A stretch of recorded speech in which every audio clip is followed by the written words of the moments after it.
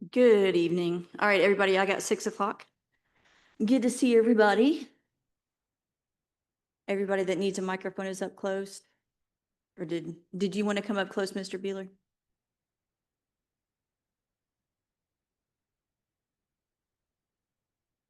We can go ahead and take roll call. Amber Russell here, Judy Kerr here, Chris Gregory here, Linda Bruce. No Shane. No Brian Crook. David Nollner and Steve Whitaker. Okay, take a few minutes and go over the minutes from last month.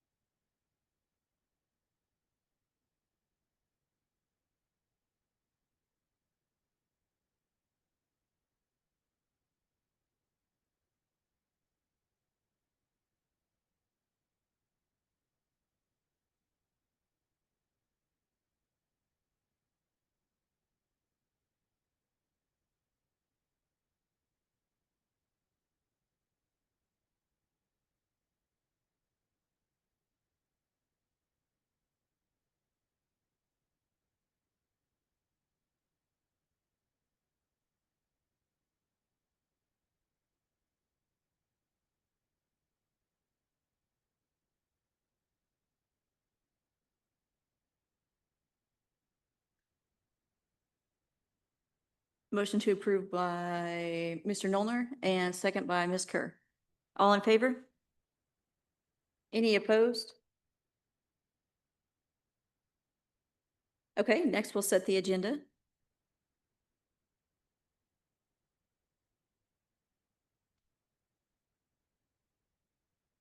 By Chris Gregory. By Mr. Nollner. Okay, the agenda's set. All in favor? Thank you. Okay, first off, I did get a message from Mr. Beatty saying he wasn't going to be here tonight.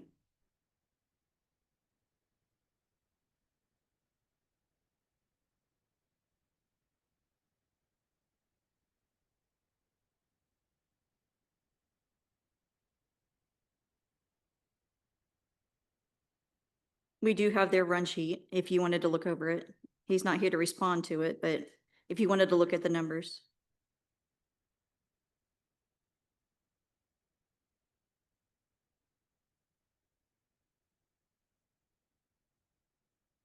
Anybody have any questions? Okay, moving on. Fire, Mark Beeler. I forwarded an incorrect sheet that's included in your packet. So if you'll look at the handout that I put at each of your tabletops, that's the one we'll be going by. Membership is unchanged from last month. In terms of vehicles, we did get brush 12 back from Blankenship's. That's the truck that had been wrecked a long time ago. We're working through it to make sure all the components work, all the electronics got hooked up the right way, all the plumbing got hooked up the right way. And so far, it appears that he has done a good job with it. That being said, now that we have that truck back in the fire station, we're out of garage space. I had warned you all about this a year or more ago, and we are truly out. We are parking the Rescue 3 pickup truck and the Support 11 van in outside parking slots because we do not have room for them inside. When we look at calls, my call year starts December 1 and runs through November 30th. So this report will take you from December 1 to May 20th. We'd had 59 calls. The breakdown on them is 8 structures, 10 grass fires, 4 of them responses to control burns, 2 vehicle fires, 2 motor vehicle accidents, 5 gas leaks, 3 calls for public assistance, 1 equipment, and 24 false alarms. We had given mutual aid to other counties 6 times and had not had to call for any for ourselves. Of the 59, 31 were emergency, 19 non-emergency. Average response time on the emergency calls was a little over 6.5 minutes. Our overall response time, 8.36 minutes. We're averaging slightly over 8 firemen per call. The breakdown on days and nights, 41 of the calls were daytime calls, 18 of them were nighttime, 22 of them in urban service district, 37 of them in general service district. So far, year-to-date pay, if we had to write the check through May 20th, it would be $12,900 for the pay. We're continuing to use our current training model, which is 3 hours of training once a month. And we are using the Vector Solutions. The members may use that as a self-tutorial. And so far, they've logged 43 hours of training in online short-term classes. Those will be submitted to the state through the ACADA system, and they will earn state credit for these classes. I did tell the firemen, even though that we have this type of training, we're not going to include their time spent for online classes in the pay. We will only include the hands-on 3-hour pay that are training that we do during the month or on special nights for pay equivalent. Maintenance needs, we do have a few items that we're continuing to order. We're awaiting the $11,800 on Enbridge money.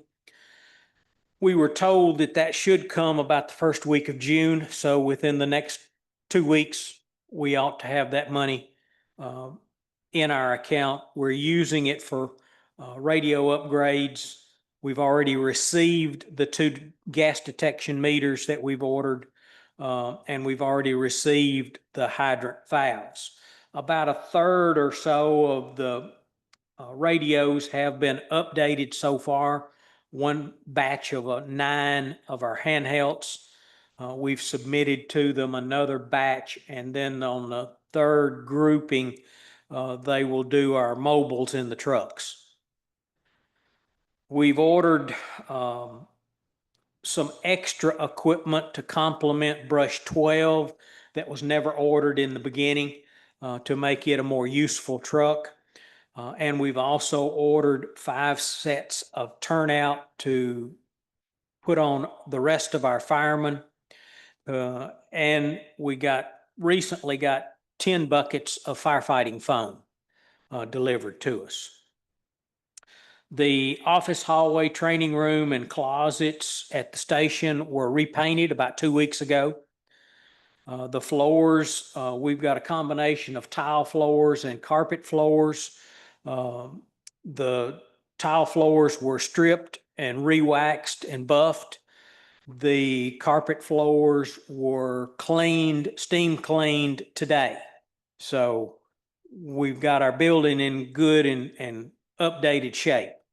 The fire station is 10 years old, so we felt like it was time to go through and take some cleanup, dress up steps like that to get the walls repainted and the floors cleaned. I've heard nothing back from the architect we spoke with back in February about a garage addition on the backside of the building to park these extra vehicles. He just continues to reply that he's working on it. It's the best I've got to report. I'm sorry.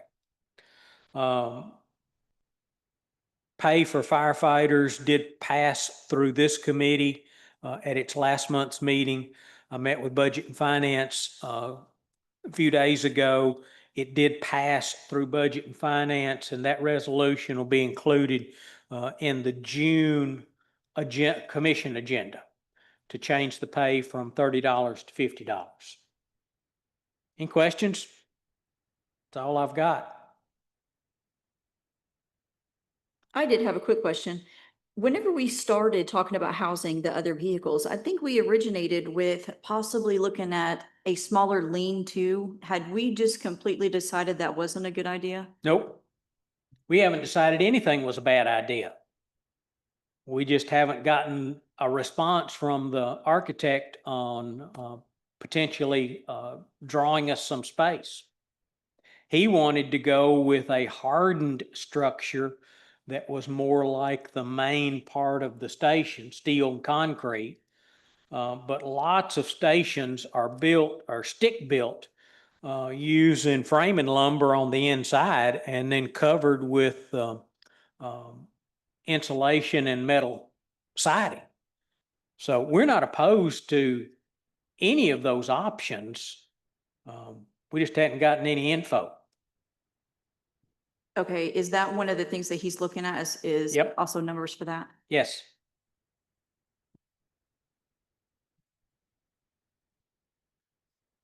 One question, the two vehicles that are being kept outside because lack of space right now, is there anywhere that they could be stored where they're not in the rain, like at rescue or anywhere else?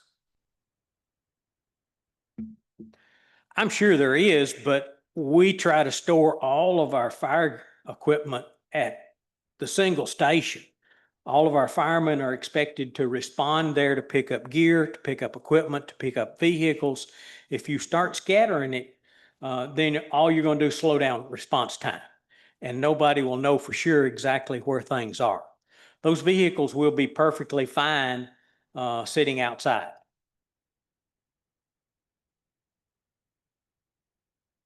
Any other questions for Mr. Beeler?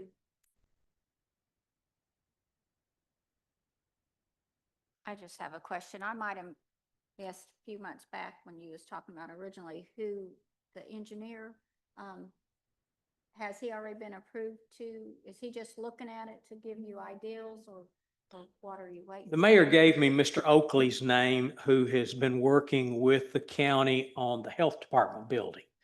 And I met with him in February. He came over, did a walkthrough of our station and looked at the spot that we're trying to consider for an addition. So yes, he's had feet on the ground with us. He's out of Lebanon.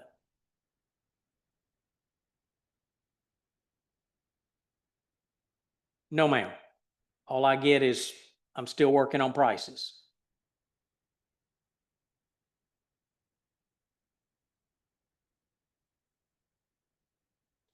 Anyone else?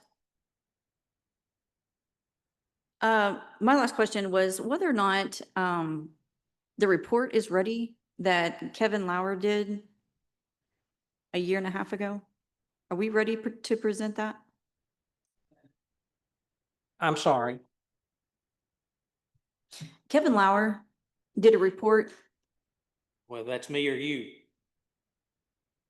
I think it's just feedback.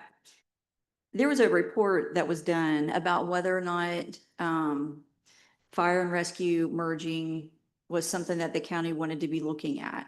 And I know that it was turned into the county, but The mayor commissioned that, so it will be the mayor's decision when to release that and talk about it.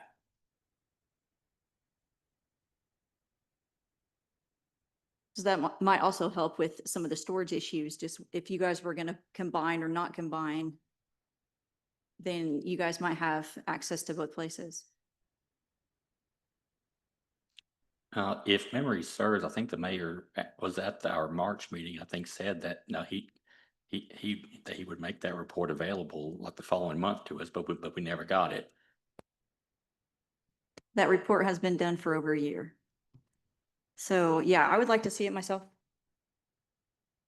Okay, all right, well, Let's move on. Next is rescue. Timmy Moore's not able to be here tonight, so Lonnie Geezy is going to do the report.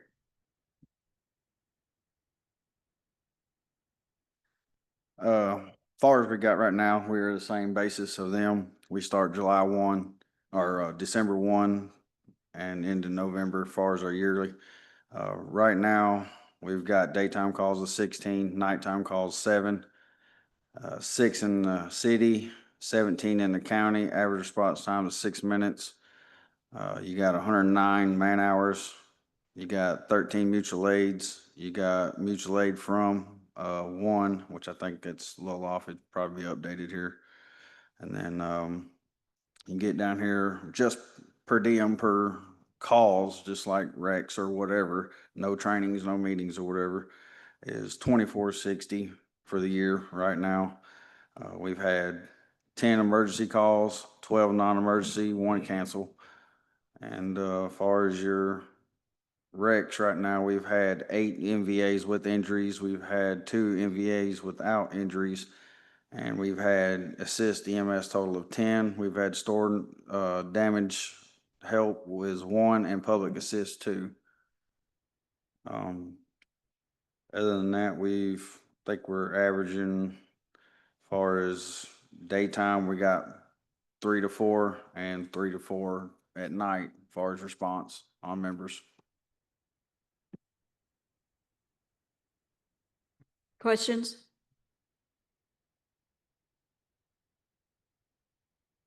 When you all go out, is the sheriff's? Judy, please speak into your mic. I'm sorry.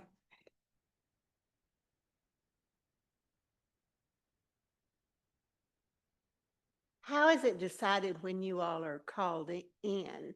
Does the dispatcher at the sheriff's department call the fire department and call you all and? It bases off of what the dispatcher gets to call, what type of call it is. They have a line of questions. Correct me if I'm wrong, Mr. Cothran. He's more prone to answer that question, but far as if fire needs us, they can, as Chief Beeler or Chief Ken, they can page for any rescue members that ain't on fire already, to assist as far as with the gator or whatever they need. Same with EMS, like lift assist and stuff. They get both units out there and need more manpower. They'll page out rescue. They'll call dispatch, say, hey, page rescue out. Normally, we already know 1 to 2 members max, unless they say over the radio, which we're monitoring the traffic at all time, and we respond accordingly. So it comes from the sheriff's department.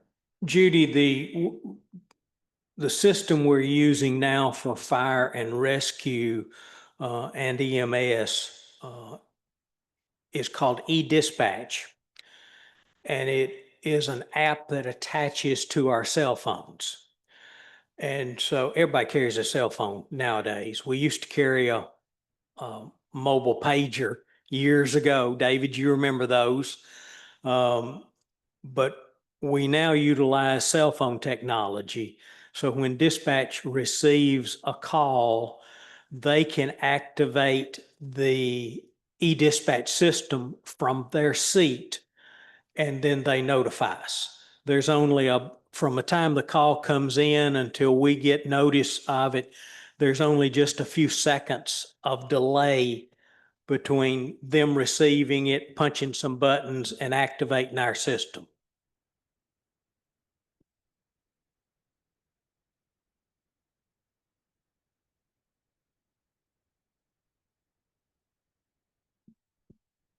Other than that, we've had training.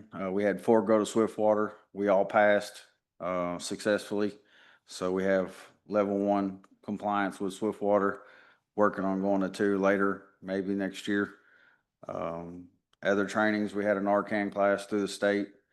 We did that as a benefit to our emergency service personnel, for us only. That way they'll give us free Narcan to keep on us for our personnel in case we come in contact with any kind of drugs, opiates or whatever. Other than that, we just, whatever training comes up, we try to knock it out and keep moving forward.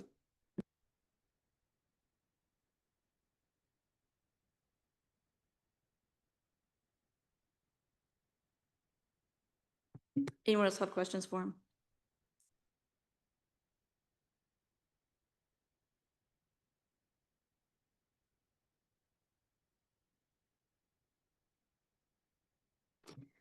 One question for me, when you're out doing the lift assists, are you guys still having the people who have EMR go out there? Or are people going without it? Please say no. Some of us have taken the MR class, but far as I know is when we're paged out, we are falling under the directive of the paramedic. So that would be a Mr. Beatty question, but we do go out, we help put the person on the cot, put them in the cot, or we drive the vehicle. That's all we do. We do not do any medical assistance.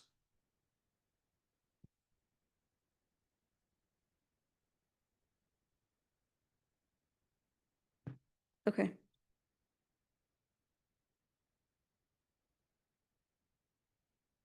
All right, moving on with law enforcement.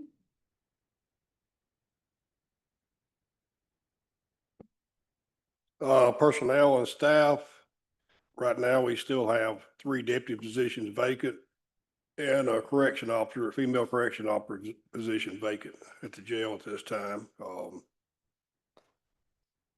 Vehicle fleet, this year's budget, we're putting in for 3 vehicles. Call reports, let Waylon do those. Yes, to make the committee aware, in the past 30 days, the sheriff's office has responded to 17 motor vehicle accidents, issued 130 citations. The jail has booked in 70 persons, released 53. There've been 152 warrants entered, 159 completed. Dispatch has entered 1,508 complaint cards. Domestic violence incidents has been 13 with 6 arrests this month. And to answer the question about dispatch, when dispatchers receive a call of a motor vehicle crash, there's a series of questions that they go through. And if there's information that a person is trapped or unable to get out of a motor vehicle, rescue is paged. If there's information of a fire hazard or leaking liquids, then the fire department is paged, or any emergency responder, first responder vehicle person can radio in and request services from any department if they're on the scene. That's how that's dispatched. Also, just to make you aware, this past month, dispatch has logged 12 issues where the portable radios for the sheriff's office were receiving poorly. I think that would be addressed and helped with the tower on Gravel Hill that's proposed. So we look forward to that being completed because of the 12, 11 of them is in the Castaic Springs and Bethpage zip codes. So we definitely need to improve our radio system out on the west side.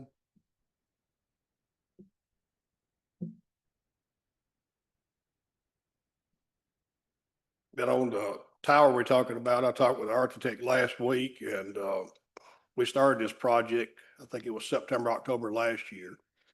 And, he still tells me there's gonna be another week or 2 before we'll be able to go out to bids. I told him it's in this budget year, we need to hurry up and get it done. And, the county's looking at paying for the tower, and 911's gonna pay for all the equipment in the tower, the repeaters and antennas and everything. It's gonna be about a 50-50 split. We're still waiting right now. Training activities, last week we had 4 attended jailer in service basic training. That was here in Trouser County. State came in and put a class on at the community center. I think they had about 30 students there from different agencies around. We usually do that once a year here. Then we have a basic regular in service here also. And the deputies, they still doing regular training, had firearms training last couple of days. They do a V Academy when they're working, when they get a little downtime, they try to do that.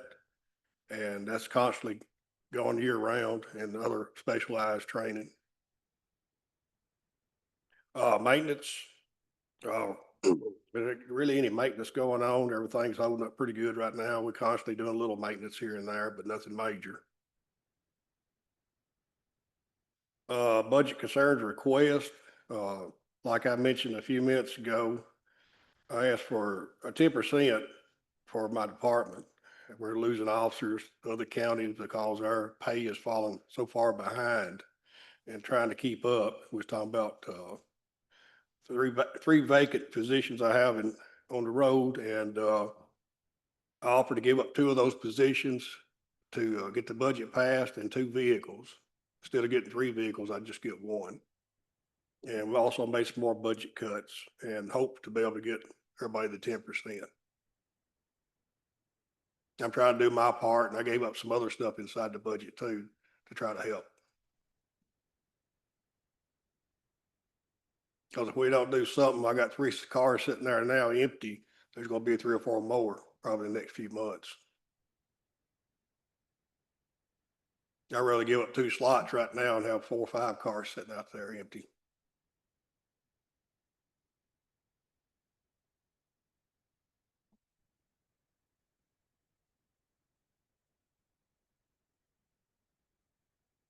Questions for anyone?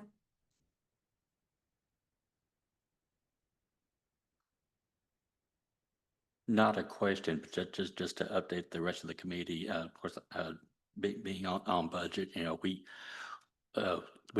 approved the budget, and of course, what we were presented was a status quo with no raise in there. I think, the intention of the committee is to go back and, I guess, when everything else is wrapped up, and look at what kind of increase we want to do. So the budget has had some of those discussions, but we haven't had any decisions made yet, and don't know when we're going to meet next to probably delve into some of those decisions.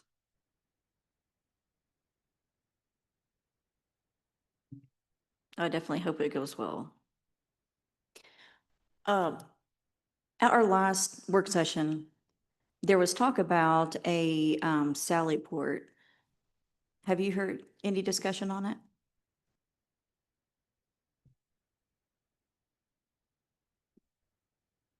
You talking about for the new justice building? No, we hadn't talked to any about that. I just wanted to bring it up in this committee because that's where the mayor said it, would be in your ballpark. So Yeah, we have a lot of trouble when they bring in the prison inmates. They're bringing them on vans and buses and, park outside. We can't take them inside. And, last time we had court a few weeks ago, we had some hollering at a lady across the street. Some remarks shouldn't have been made, but, they're in custody of the Core Civic. They're not ours when they bring them, or TDOC. And, it's a real problem having to bring them in and out, but, we've got no other choice. There's not enough room in there. I don't want to mix prisoners with county prisoners, and we got females in there also. And the way we're doing it right now is the only way we can do it. I know the 16th of, June, we're gonna have 50 brought in, counting what we got too. It's probably about 40 state inmates gonna be brought in. It's a real problem. Just getting a backlog too with, as far as getting them sentencing and pleas. It seems like we're getting more and more than we're getting sentenced and pled out. I know judges are getting backlogged. One of the other judges is having to start to hear some cases too. Judge Collins starting to have to hear some cases for Judge Kane. Yeah, I don't know what the answer is. It just, every time we have a grand jury, they indict about 30 more every time. About 30. 20 to 30 every time. And all those people have to be brought to the jail and booked in, and, before they're arraigned. And a lot of times they'll wait till the day of instead of bringing them a week or two ahead of time. They'll bring them all in there that morning. Sometimes it holds court up for an hour or two. Yeah, it's getting to be a problem.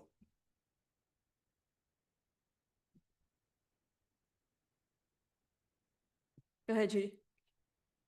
What was said in the meeting last week was that even if we said go ahead today with the new prison, it'd be 3 years before it was built. So the question came up, how can we keep our community safe until then? We're going to continue to have these core civic prisoners. And I understand one of the prisoners' wife got like all the way up to him almost before. And so it was brought up, could we build a sally port and a new door onto the existing Justice Center to try and keep us safer, well, to keep us safer. Yeah, usually we have court, we've got officers watching the parking lot, and, we got correction officers making sure nobody comes into the parking lot. We try to keep the parking lot next to the jail just for personnel, whether it's us or state or whoever, and, vans and buses that are coming in. And we try to keep that and got somebody watching it at all times too. And that's the only safest way we can do it right now. I know it'd be a lot of cost of what we're like to do, but it just depends on what the new jail holds in the future. Most jails now, you go from the jail to right into the courtroom, where we walk them across the parking lot. But as far as the prison goes, a lot of the bigger new jails got where you can pull vans inside. You take the Wilson County Jail, they've got a huge sally port. They can pull a bus in there and vehicles, vans, and everything's secure. But that take a lot of money to do that, but that's the way it's supposed to be done now. I don't guess it would be possible to have a core civic day, an extra day here. Yeah, I've And- talked with the judge about that, and he is having more time here than what he used to.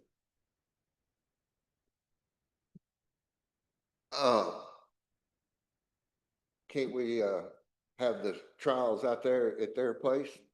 Have the judge go out there? We tried to do a video arraignment, and where they would actually be there and have the monitors in the courtroom. We've got it set up, can do it, but we can't get Core Civic to cooperate with us and do it on their end.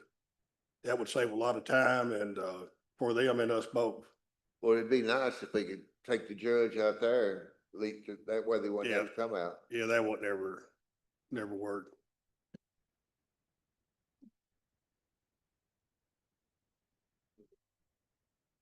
Is prison staff saying why they're not being cooperative with doing? Well, what they're the ones that come here, bringing the prisoners, they don't have any control over that. Is from the upper warden and assistant warden. We've talked to them about it several times, and one of the guys that works the cases, he keeps telling us they're gonna do it, but they never do. I've even asked them to bring them in a week or two before court and get them booked in a few at a time, and they did that one time, but they had done it since. I would say maybe that needs, well, I think our contract with them is supposed to renegotiate next year. Maybe that needs to be part of the negotiation. Just put that in the contract where it's required. We always have to call in extra staff too, whenever we have court, just to be able to book them in, because you gotta have some that's doing regular duties, courtroom, and then some doing the bookend process. It takes about everybody I got to work court. It will on June 16th. If it makes you feel any better, we have a really hard time having parole hearings out there too. Yeah, I can understand it. I was just wondering if someone communicate with the higher people that you're talking about, just to ask again if there's a way to get that coordinated. Yeah, I've talked with the wardens in the past, and they say they're gonna do it, but they never do. Most wardens don't stay there 6 months to a year, and they'll get another one. I don't know if they've got a new one now or not, because they had one, he resigned a few weeks ago. We're out there about every day. And ambulance service goes out there on a call, we always follow them out there and we'll follow them to the county line when they have to transport to Sumner or somewhere else. It's a constant, everyday thing.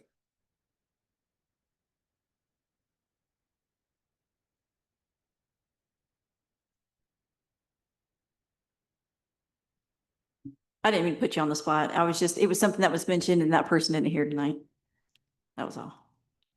Does anybody else have any questions about, law enforcement? Just one, building the Sally Port at the current Justice Center, is that something Public Works could do, or is that something you think we would have to bid out and get done? It'd probably have to bid out.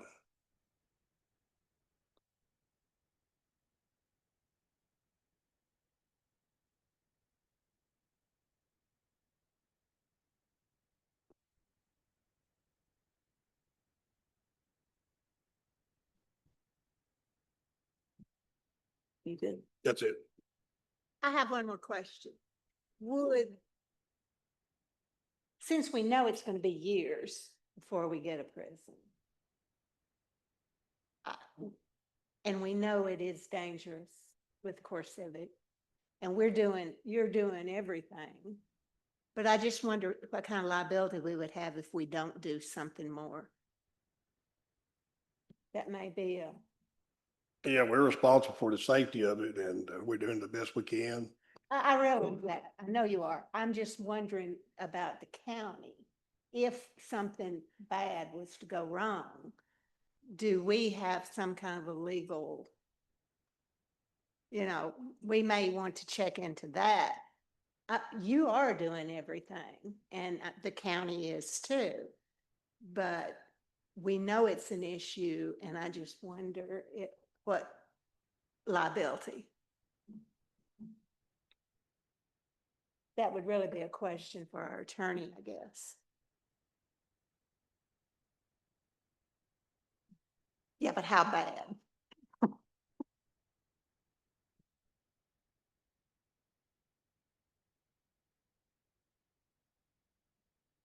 I can talk to him and then, our next meeting, maybe he can come and, give us an answer. That works. Anybody else have anything for law enforcement?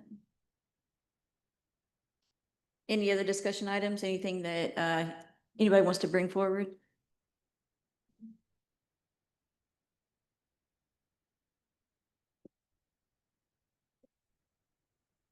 Any public comments?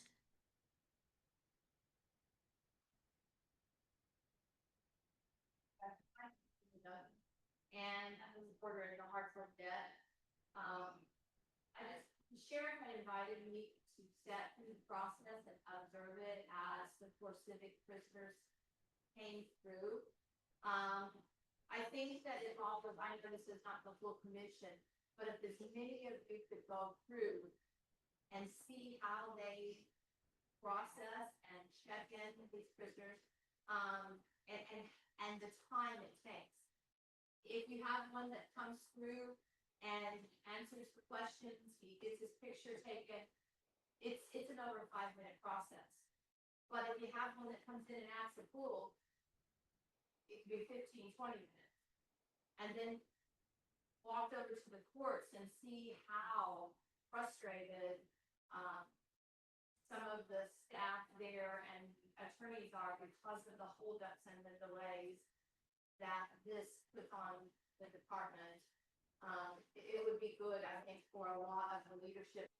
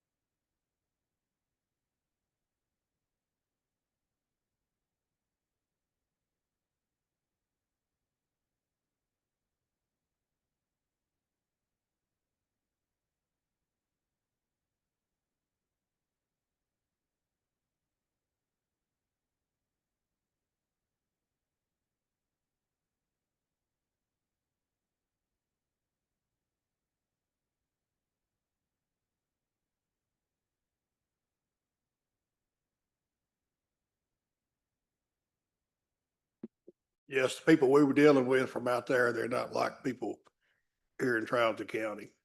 A lot of them's in there for life and they disrespectful to us, they disrespectful to the judge. They're in there for sentenced to 100 years and they're never getting out. So they don't care. They just say anything. It's a whole different group of people than what we deal with most time daily.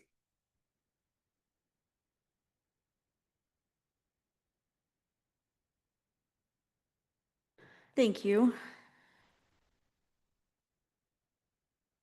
Okay, if nobody has anything else, go ahead.